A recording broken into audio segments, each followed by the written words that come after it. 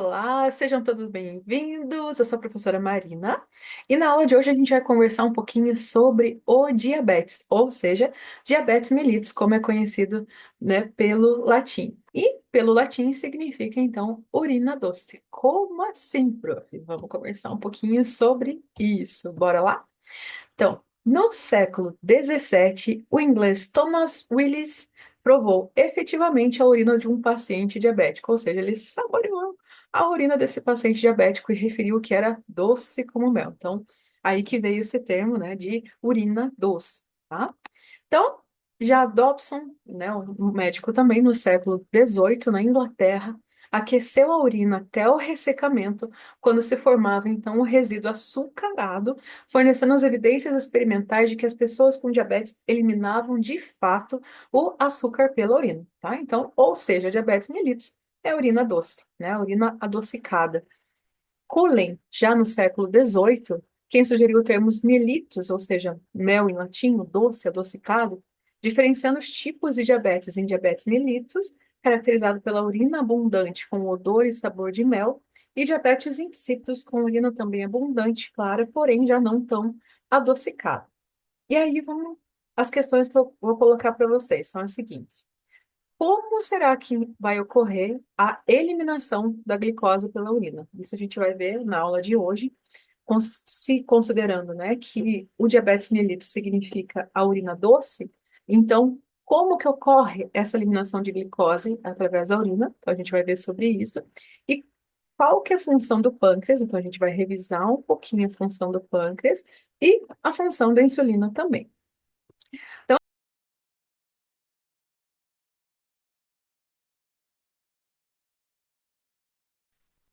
O pâncreas é um órgão vital que desempenha um papel crucial na regulação dos níveis de açúcar no sangue e na digestão. Ou seja, o pâncreas, ele que vai produzir insulina, certo? Então, a insulina, ela é produzida pelo pâncreas.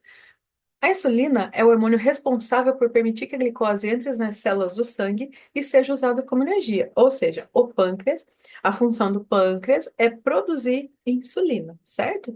Então, como o pâncreas produz insulina, essa mesma insulina, ela é responsável pela quebra de glicose e transformação de energia, tá? Então, quando a pessoa não tem diabetes mellitus, quando a pessoa não possui diabetes, esse pâncreas, ele consegue, então, quebrar, transformar essa glicose, né, através da insulina, consegue produzir insulina e transformar essa glicose em energia, quando o pâncreas não tem diabetes, ok?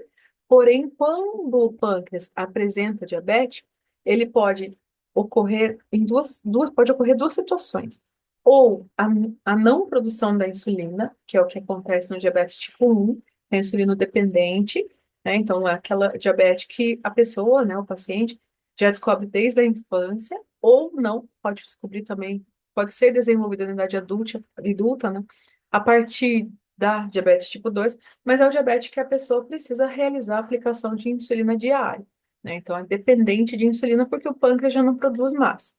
Então, tem a diabetes tipo 1, que é a diabetes dependente de insulina, porque o pâncreas não produz, e tem a diabetes tipo 2, que o pâncreas ele pode até estar produzindo insulina, mas já não é o suficiente para metabolizar essa glicose, né, e transformar em energia. Então, o pâncreas já não está dando conta, ele não consegue, não é o suficiente, né? Então, muitas vezes no diabetes tipo 2 também pode ter a reposição de insulina, tá? Então, depende da avaliação médica e dos fatores que forem avaliados, tá? Então, certo? Então, o pâncreas produz insulina e a insulina é um hormônio que tem como principal função quebrar a glicose e transformar a glicose em energia, tá?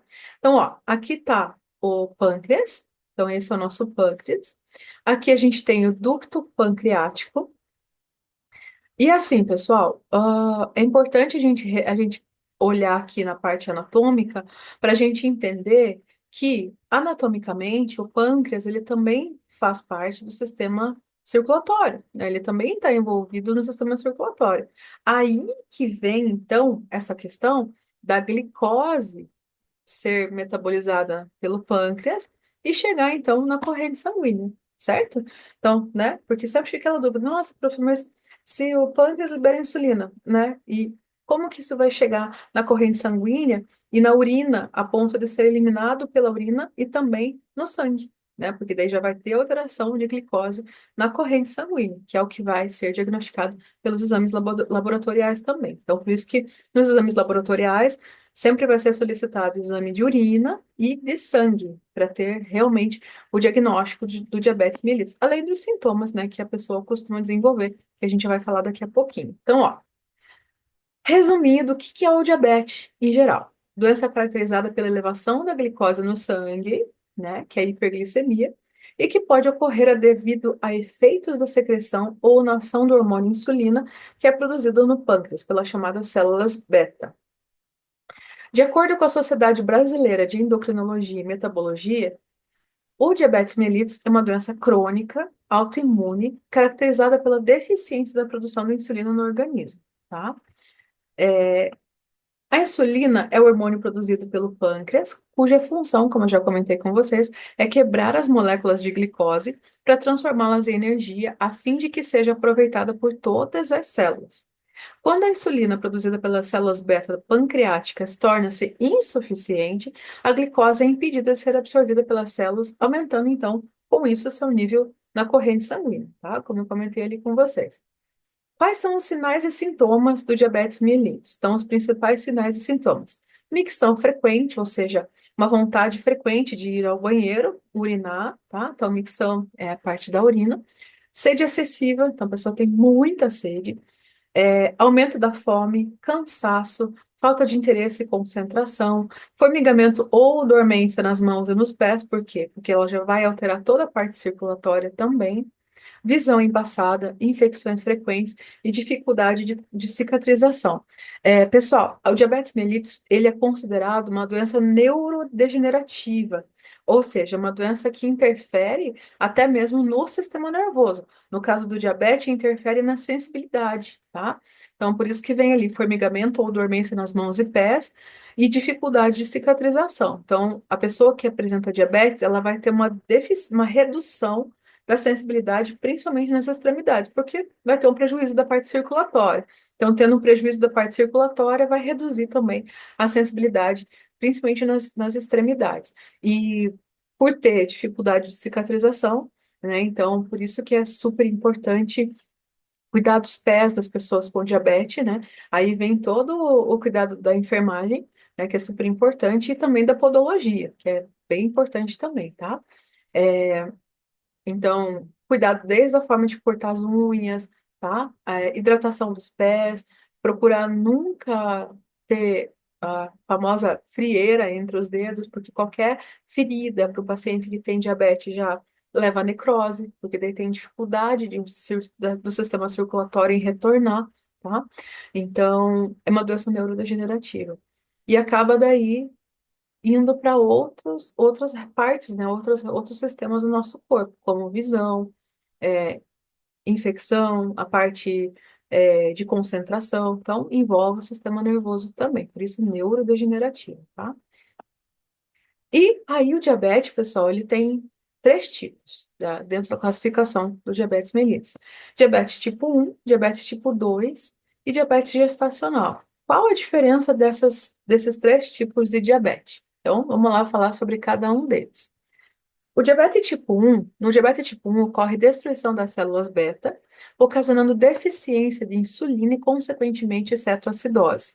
Ocorre de forma rapidamente progressiva, principalmente em crianças e em adolescentes, ou de forma lentamente progressiva em adultos. Então, como eu comentei com vocês, diabetes tipo 1 já é o diabetes que já é descoberto na infância, porque vai ter essa deficiência total, né, da produção de insulina e automaticamente leva à cetoacidose, né, cetoacidose diabética. Então, geralmente a criança acaba descobrindo por cetoacidose já na infância, e aí é feito todos os testes para identificar o diabetes e já promover, então, o tratamento através da insulina, tá? Esse é o diabetes tipo 1, que é o diabetes dependente, totalmente dependente da aplicação de insulina. Aí, pessoal, tem o diabetes tipo 2, que já tem uma deficiência relativa de insulina, ou seja, pode ser que ele realize tratamento com aplicação de insulina ou não, né? Vai depender de como foi feita a avaliação do diabetes, mas e quais os fatores que vão causar o diabetes tipo 2, né? Então, a administração da insulina, nesses casos, quando efetuada, não visa evitar cetoacidose, coma ou morte, mas sim alcançar, né, então, o controle do quadro hiperglicêmico. Então, assim, no diabetes tipo 1, a pessoa que é portadora de diabetes tipo 1, ela, ela não consegue produzir insulina. Então, ela precisa, sim, aplicar insulina desde a infância, porque o pâncreas já nasceu, né, dessa maneira, sem a capacidade de produzir insulina, né? Então, é uma diabetes totalmente insulino dependente. Já o diabetes tipo 2, ele pode utilizar a insulina como uma das formas de tratamento para acelerar essa quebra de glicose, tá? Mas nem todo paciente que tem diabetes tipo 2 vai utilizar insulina. Isso tudo vai depender do que o médico prescrever, das observações, da avaliação do médico e tudo mais. O que que causa diabetes tipo 2? Bom, diabetes tipo 2 pode ter várias causas, dentre elas, obesidade, tá? Então, por isso que a gente pode ver também diabetes tipo 2 nas crianças, porque, infelizmente, a nos dias de hoje, as crianças comem muita comida industrializada, então o risco de obesidade infantil é muito alto, né? Enfim, então pode ocorrer na infância, mas se ocorre na infância, não é por questões especificamente genéticas, como no diabetes tipo 1, mas sim hábitos de vida dessa criança, né? Que é sedentarismo e comidas industrializadas, que leva à obesidade. Então, a obesidade infantil, no caso das crianças, é um fator de risco para o diabetes tipo 2, né? Obesidade adulta também, né? Então, pessoas que são obesas, independente da idade, crianças, jovens, adultos, idosos, né? Também podem desenvolver diabetes tipo 2, porque o organismo já não está mais conseguindo, o pâncreas, né? Já não está mais conseguindo transformar a insulina em glicose, já está sendo insuficiente o nível de insulina desse pâncreas, tá? É, então, a obesidade é um fator de risco. Outro fator de risco são as alterações hormonais, né? Então, por exemplo, mulheres que têm ovário policístico, alterações de desregulação hormonal, são mulheres que têm uma tendência de desenvolver diabetes tipo 2, por causa dessa dificuldade de metabolização dos hormônios. Então, também acaba sobrecarregando, de certa forma, o pâncreas, tá? Então, aumentando o risco de obesidade, né, por desregulação hormonal e diabetes. Então, nesse caso, na parte hormonal entram mulheres que têm ovário policístico, que é o que desregula o ciclo menstrual, e mulheres pós-menopausa também, porque aí tem toda a questão hormonal que vai ter queda, né? Então, tendo queda hormonal dos hormônios femininos, também tem uma tendência maior a ter diabetes tipo 2, né? Porque daí vai diminuir também a resistência à insulina, tá? Então, em alguns casos, pode desenvolver após a menopausa. Outro fator de risco, além das questões hormonais, a questão do sobrepeso, então também tem a questão do estresse. Gente, o estresse, tá? Então, o que que acontece? Quando a pessoa passa por um período de estresse prolongado, ela vai produzir muito mais cortisol, tá? Além desses fatores que eu já comentei, obesidade, questões hormonais, estresse, também tem o alcoolismo, né? Que a gente vê que acaba sendo um fator comum no diabetes em homens. Então, homens que apresentam diabetes tipo 2 geralmente começam a apresentar quando tem histórico de alcoolismo. Enfim.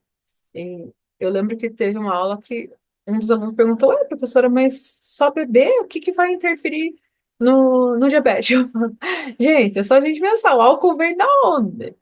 Né? Vem exatamente da cana-de-açúcar. Então, é fato que aumentando o consumo de bebida, vai aumentar o consumo de acúmulo de glicose no sangue, né? Então, também é um fator de risco, né? Certo? Então, esses são os principais fatores de risco do diabetes tipo 2. Lembrando que tanto o diabetes tipo 1 como o diabetes tipo 2, um fator de risco que eles apresentam em comum são fatores hereditários. Então, também Fatores hereditários é o principal fator. Então, se tem diabetes na família, seja diabetes tipo 1 ou diabetes tipo 2, então já tem probabilidade de desenvolver, né? Então, precisa estar atento aos fatores de risco, né? Envolvendo questões hereditárias. Então, se cuidar, cuidar da alimentação, cuidar das atividades físicas, é, enfim, estresse, questões hormonais, está sempre verificando, né? Qualquer tipo de alteração, tá? Isso é muito importante. Então, essas são as principais maneiras de se prevenir diabetes do tipo 2. Tipo 1 não tem como prevenir, porque já é uma questão genética que é herdada desde o nascimento, né? Já o diabetes tipo 2, então, tem formas da gente prevenir que aconteça, né? E além do diabetes tipo 1 e tipo 2, também tem o diabetes gestacional. Então, o que que é o diabetes gestacional? É uma hiperglicemia que é diagnosticada na gravidez de intensidade variável, geralmente se resolvendo no período pós-parto, mas podendo retornar anos depois. Então, assim, como na gravidez a mulher vai ter várias alterações hormonais e também por questões de estresse, questões genéticas, questões da alimentação, de como foi feita na gestação. Então, tem vários fatores que podem ocasionar diabetes gestacional. A diabetes gestacional, pessoal, é considerada uma gravidez de risco, tá? Então, toda mulher que descobre durante a gestação que desenvolveu diabetes gestacional, ela precisa mudar todos os hábitos, desde a alimentação, né, até estresse e atividade física. Então, é importante ela manter uma prática de atividades físicas de baixo impacto, como uma caminhada, né, exercícios para melhora da circulação, tá? Então, é importante.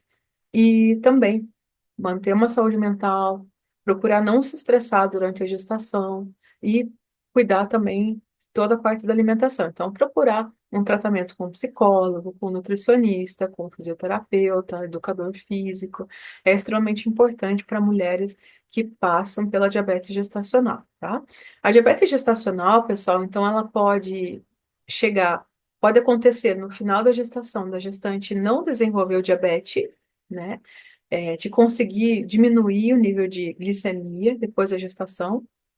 E pode acontecer também de, infelizmente, ela acabar desenvolvendo uma diabetes tipo 2 após a diabetes gestacional, caso ela não consiga controlar esses níveis, de glicemia, tá? Então, por isso que é importante mudar a alimentação durante a gestação, estar sempre procurando uma nutricionista, né, um profissional de fisioterapia, educação física, porque a alimentação e a atividade física é o que vai determinar se essa gestante vai chegar a desenvolver diabetes depois ou não, tá? Mas o diabetes gestacional também está ligado, então, a fatores genéticos, fatores hereditários ou hormonais. No caso de mulheres que, como eu comentei, têm ovário policístico, alterações hormonais com queda ou aumento, né, de testosterona em mulheres, né? Então, também tem essa relação com o surgimento do diabetes, tá? Como que é realizado o diagnóstico do diabetes? Seja diabetes tipo 1, tipo 2 e o tipo 3, independente do tipo de tipo de diabetes, ambas vão ter o mesmo diagnóstico, que é diabetes, quando quando o paciente, né, apresentar no exame de glicemia, no teste de glicemia, ah, um resultado de 100 miligramas. Então, em jejum, é verificado realizado o teste de glicemia. Então, o teste de glicemia precisa ser feito em jejum, primeiramente, para a gente saber se o paciente tem hiperglicemia ou não. Então, o paciente vai estar em jejum, e no jejum, os valores vão poder ter essas três classificações. Quais são essas três classificações? O valor normal de glicemia, de glicose, do paciente em jejum é de 100 miligramas de glicose por decilitro de sangue, ok? Então, se ele estiver apresentando até 100 miligramas de glicose por decilitro, em jejum, ele está normal. No máximo 100, tá, pessoal? No máximo do máximo. Assim, se ele apresentou 100, já está no limite. 100, ele já é considerado pré-diabetes, tá? Então, ele já não tá tão dentro do normal. Então, normal seria tipo 98, 99, tá? Em jejum. Se em jejum ele apresentar a partir de 100 até 125 miligramas de glicose por decilitro de sangue, ele já é considerado, então, um paciente pré-diabético. O que é um paciente pré-diabético? É um paciente que já está propenso a ter diabetes, mas ainda não chegou a desenvolver a doença. Então, ele ainda pode escolher, né, reduzir essa glicose e não se tornar um paciente totalmente diabético. Como? Mudando a alimentação, mudando a rotina, procurando um psicólogo, se for por causa de estresse, né? Então, mudando os hábitos de vida, atividade física, saúde mental e alimentação. Tem que mudar essas três coisas, tá? Se o paciente não conseguir, se ele tiver no pré-diabetes e ele não conseguir mudar nenhuma dessas questões no seu cotidiano, ele vai acabar desenvolvendo diabetes. Por quê? Porque o organismo dele já não, o pâncreas dele já não tá legal. E ele não muda os hábitos, então vai sobrecarregar mais ainda. Então aí ele vai desenvolver o diabetes, né? Diabetes. O teste de glicemia capilar, então, o teste de glicemia capilar é esse teste que eu mostrei ali para vocês, que tem essa variação em relação à glicemia por mililitro de sangue, tá? Por decilitro de sangue. Esse é o teste de glicemia capilar, que é o teste que cutuca ali o dedinho, né? E aí vai verificar aqui, ó, nesse aparelhinho, quanto que tá a glicemia do paciente, tá? Então, como que é realizado o teste de glicemia capilar? Primeira coisa que é muito importante, lavar as mãos e secar corretamente, inserir uma fita de teste no aparelho de glicemia, espetar o dedo do paciente com a agulha do próprio aparelho, encostar a fita de teste à gota de sangue até preencher o depósito da fita de teste, esperar alguns segundos até que o valor da glicemia apareça no monitor do aparelho, né? E aí só descartar. Aí é só descartar a fita de teste, tá? Então aqui está o aparelhinho, né? O teste de glicemia capilar, que é realizado para a gente verificar como que está, né, a glicemia daquele paciente. Então, como vocês podem ver aqui nessa imagem, aqui o teste de glicemia já está acusando acima do normal, tá? Então, lembra que até 100, no máximo 100 é considerado normal, e a partir de 100 até 125 já é um pré-diabetes. Então, nesse exemplo aqui que a gente está tendo nessa imagem, o paciente já é um paciente pré-diabético. Lembrando que, como eu comentei, o pré-diabetes é um diabetes que o paciente ele pode evitar que seja diabético a partir da mudança de hábitos. Então, quem vai definir se ele vai desenvolver a diabetes ou não é o próprio paciente, a partir dos seus hábitos de vida. Então, vai ter que mudar a alimentação, vai ter que fazer atividade física, né? E vai ter que cuidar da saúde mental também, né? Extremamente importante, tá? Pessoal, quais são as complicações do diabetes? Lembrando, pessoal, que o tratamento do diabetes, para chegar nas complicações, não é simplesmente, ele tem diabetes, ele já vai ter as complicações do diabetes. Não, não é bem assim. Então, se o paciente tiver uma alimentação adequada, se o paciente fizer atividade física e se o paciente cuidar da saúde mental, talvez ele não apresente essas complicações. Como que chega ao ponto do paciente apresentar essas complicações? Infelizmente, pessoal, o nosso país precisa muito, mas muito de educação em saúde, né? Esse tema é um tema que eu vou bater de frente sempre, educação em saúde. É essencial no nosso país. Por quê? Porque o nosso país, a nossa cultura brasileira é uma cultura que é muito acostumada só com remédios e esquece que cada um tem o seu papel na qualidade de vida, né? Na busca da cura não, mas de manter a saúde mesmo com alguma doença. Então, de nada adianta o paciente tomar o remédio certinho todos os dias, mas continuar comendo açúcar, continuar comendo fritura, continuar comendo churrasco, não a parte boa da carne, mas a parte mais gordurosa, né? Exagerando com bebida alcoólica. Não adianta, tá? Então, de nada adianta o paciente só tomar medicamento e não mudar a alimentação, continuar utilizando bebida alcoólica, né? Não praticar atividade física e não procurar um psicólogo se esse diabetes foi desenvolvido por questões emocionais, tá?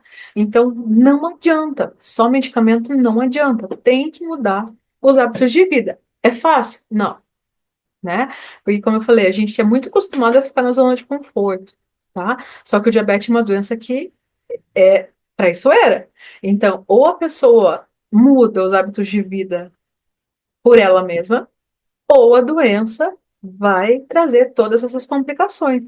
Então, a pessoa que tem diabetes, ela tem esses riscos de ter acidente vascular cerebral, retinopatia, que, né, são alterações na visão, doença coronariana, nefropatia, que são alterações renais, neuropatias, alterações do sistema nervoso, doença vascular periférica e o que a gente vê, infelizmente, que é muito mais comum em homens, tá? Então, ó, homens que estão assistindo aí o vídeo, bora ter mais consciência sobre a saúde, sobre o autocuidado, é, e assim, pensar, né, nesses riscos que vocês correm quando vocês não abrem mão do que vocês gostam, seja churrasco, bebida, tá? É importante cuidar, homens. Por que que eu já cito homens? Porque a maioria das amputações de membros inferiores a gente vê em homens, né? Que tem essa dificuldade de mudar os hábitos de vida, tá? Então, bora mudar, bora fazer atividade física para não precisar amputar. Porque o que parece mais confortável, muitas vezes, para muitos homens que têm essas questões de transtornos alimentares e com bebidas alcoólicas, a gente observa que, infelizmente, para eles, muitas vezes é mais confortável a amputação do que a mudança de hábitos de vida. Mas aí, aí também tem aquela questão, ah, mas o diabetes não, o remédio não está adiantando, o tratamento não está adiantando. Por quê? Porque o paciente não está mudando os hábitos de vida. Então, o que vai fazer o tratamento em si dar um resultado não é só o medicamento. Não adianta só tomar medicamento. Não adianta só tomar insulina. Não adianta só tomar glucagon e outras medicações que são prescritas pelo médico. Não adianta.